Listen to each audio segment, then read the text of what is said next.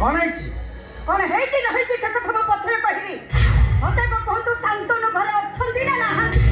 ଏତେ ବୁଝେଇଲା ପରେ ବି ଶାନ୍ତନୁ ପାଖରେ ତମର କାମ କ'ଣ? କାମଟା ତ ମୁଁ ନିଶ୍ଚୟ କହିବି। ମତେ କୁହ ଶାନ୍ତନୁ ଘରେ ଅଛନ୍ତି ନା ନାହାନ୍ତି? ହଁ, ଶାନ୍ତନୁ ଘରେ ଅଛି। ହେଲେ ଏବେ ଯୋଉଭଳି ମେଣ୍ଟାଲ କଣ୍ଡିସନରେ ଅଛି ତା ସହିତ ତମର ଦେଖା ହେଇପାରିବନି। ଦେଖା ହେଇପାରିବନି ନା ଆପଣ ଜାଣି ଶୁଣି ଗୋଟେ ଅପରାଧୀକୁ ଘଣ୍ଟ ଘୋଡେଇ ରଖିବାକୁ ଚେଷ୍ଟା କରୁଛନ୍ତି? ଅପରାଧ ସେ ବିଶ୍ୱାସ କରୁନାହିଁ। ମିଛ କଥା। ମିଛ ନୁହଁ, ସତ। ଆପଣ ଚାହୁଁଥିଲେ ନା, ଆପଣ ଚାହୁଁଥିଲେ ସେ ଦି ଜଣଙ୍କ ସମ୍ପର୍କ ଭାଙ୍ଗି ଯାଉ ବୋଲି।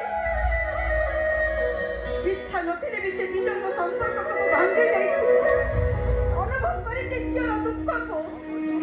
ହେଲେ ମା ଏଇ ମଠରେ ବୋଲି ପଥର ଲଗେଇ ଯାଇଛି ମୁଁ।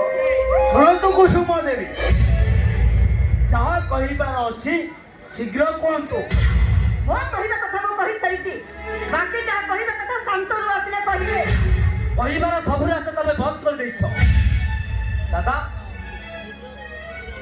ଆପଣ କହୁଥିଲେ ନା ବନ୍ଧୁବାନ୍ଧବ ପାଇଲେ ଖାନ୍ଦ ମିଶିବା ନିହାତି ଆବଶ୍ୟକ।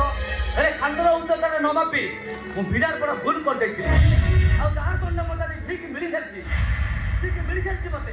ଆଉ ସେଇ ଏପରି ତମେ ମୋ ଝିଅ ସେଫାଲକୁ ମୋ ଘରୁ ଉଠେଇ ଆଣିଛ ନା?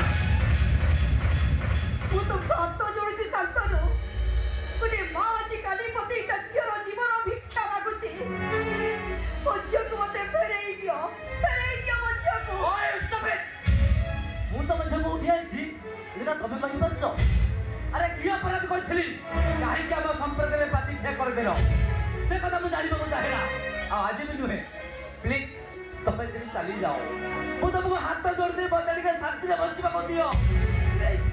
ଶୁଣନ୍ତୁ କୁସୁମ ଦେବୀ, ତମ ଝିଅ ଯଦି କିଡନାପ ହୋଇଛି ବୋଲି ଡାଉଟ କରୁଛ ତାହେଲେ ପୋଲିସ ଷ୍ଟେସନ ଯାଇ ଅଭିଯୋଗ କର।